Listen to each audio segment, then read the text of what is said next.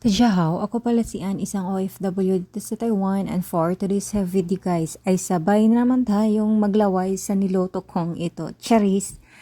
Ito po ay special na pansit or bam-ing ano ba. Kasi, bakit magtanong ko ano naman ka-special dyan, iyan lang ang mga rekados nyo.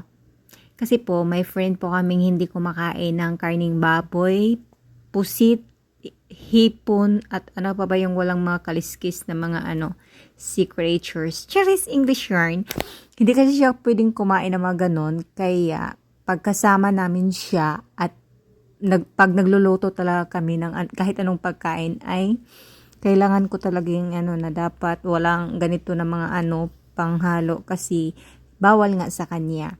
Kaya ito yung niloto ko. Sobrang simple lang to guys, pero masarap lang. Ano lang yan, chicken wings, tapos atay ng manok din. Yun lang.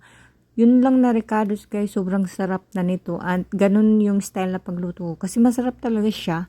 At ito yung handa namin nung birthday niya. Kasi, di ba, tayong mga Pinoy pampahaba daw ang buhay itong pansit. Kaya ito, napakasimpleng recipe nito guys, pero sobrang sarap. Promise, hindi sa ako ang nagluto, pero ang totoo masarap talaga siya. Tara, kain po tayo.